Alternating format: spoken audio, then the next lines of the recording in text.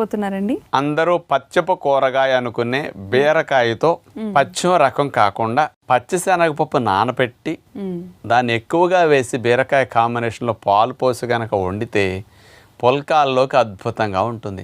1/2 KG నుంచి 3/4 KG కూర ఈజీగా తినొచ్చు, హాయిగా ఉంటుందన్నమాట.